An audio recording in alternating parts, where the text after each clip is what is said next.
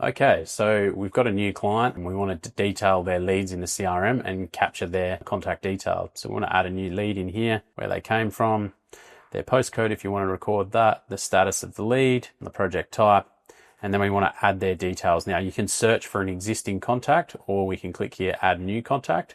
So I'm going to set up a new client contact here, and we create the lead, and the contact will be created against that lead. Now, if we want to make sure that when we sync this client over to Xero, when we do any invoicing or processing of the client's details, the way we do that is we're on the lead here on the details tab. We navigate down to the contact details and click in here to the contact on the lead. It's going to open up a contact card, and we can see a little icon here, Xero contact. Now, if Dan Morton with that email address already existed in Xero, and we click refresh contacts, it'll automatically link those together, but that currently doesn't exist in Xero. So we're going to click on the Xero drop down here, create new contact, Dan Morton. We can give the same email address and then click save.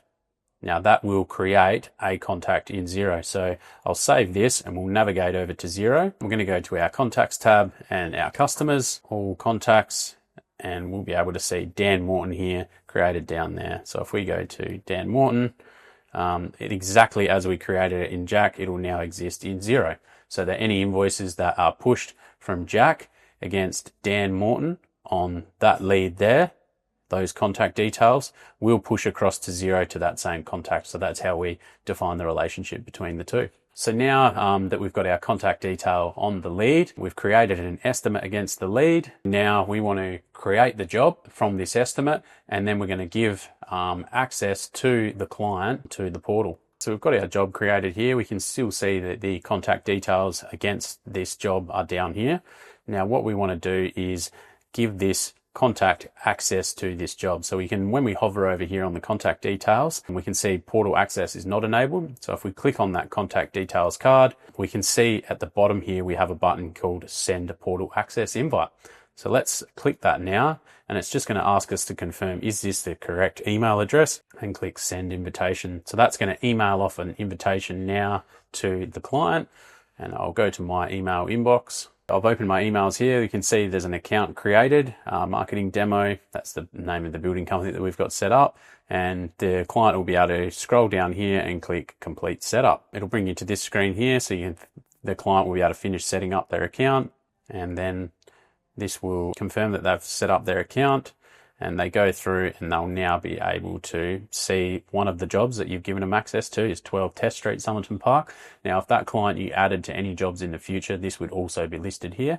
And we can click into the job, and then the client's client portal opens up. It'll show the contract price, any variations, any payments I've made, and the remaining balance. We've seen the client portal now, and we're going to send an invoice off to the client and show what that looks like for the client in their portal.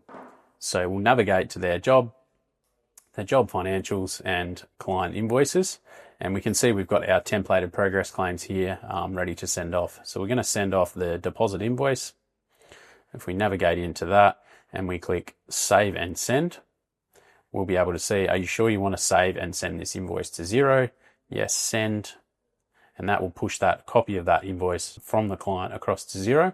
So if we navigate into Xero now, we'll be able to see within Xero a copy of that client invoice. And it does go to the draft in Xero, so you still do need to approve it in Xero, but that just gives you another chance to recheck that is correct and right.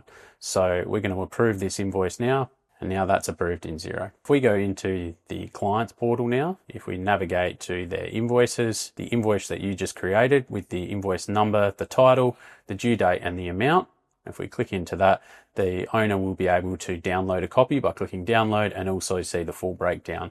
Now, if your homeowner goes back to the dashboard, they'll be able to see a financial overview that their contract price, their variations, their payments made are still $0, and the invoice here that they've been issued, they can see that on their dashboard. We're back in the job. The client is starting to work through some selections, and we want to send a selection for approval. So we'll navigate to the job, project management and selections, and we're going to create a selection set. So we can have some predefined ones here, but we'll do one from scratch. So if we click create selection set, category, sanitary ware, selection type. So we've got three options here. The first option, selection approval, is if the client has gone to one of your suppliers and you want to enter that selection in there along with any pricing on that selection, just selection approval. And then the next two items is if you're going to put multiple choices within the selection set so that they can make a choice. So a single choice might be that you put 10 options in there, but they can only choose one, or multiple choices might be they have to choose 2 items from the list of choices that you give them. So for now, I'll just do selection approval and create that selection set. And it's going to bring us into this interface here. Now, allowance allocation is if you've got any PC sums or allowances. Let's say we had an allowance for sanitary ware, an allowance for an oven and a cooktop, as an example here, we can see that we had $2,600. So that's linked to that selection set now. And if we add an option here for sanitary ware, add as an option, we can put your detail in here in the description. If you've got a spreadsheet of some information, you just want to copy and paste that in, or you want to insert a table in here, you can. So you can write in details about that selection. Or what you can do is add it in a drop-down list here, or you can add some attachments to that selection, which might be a specification sheet from your supplier, or just a PDF about, say, the toilet and taps that they've selected. So what we can also do is cost that up if there was an extra cost with that selection. So if we go here, add the category sanitary ware, when they approve this selection choice, it will actually create a variation automatically. I'm going to show you that. And let's just say the final selection come out at $5,000, and we want to put 20% markup on. We click save and close. We click save here. We can see that the selection total is $6,600. The allowance that we've allocated to it is $2,640. So the actual variation to the client will be $3,960. So if I now click save and release, it is going to release that selection set for approval by the owner, and they'll be notified of that via email as well. So if we now go to the client's dashboard, if we refresh the page, there's a little tile here saying we've got one selection for approval. So if the client goes into their selections tab, they'll be able to see that sanitary ware is here waiting for approval. Now, if they click into sanitary ware, if we'd entered any detail in here, it would show up an image of it. They can either approve or decline that selection, and they can also comment on it.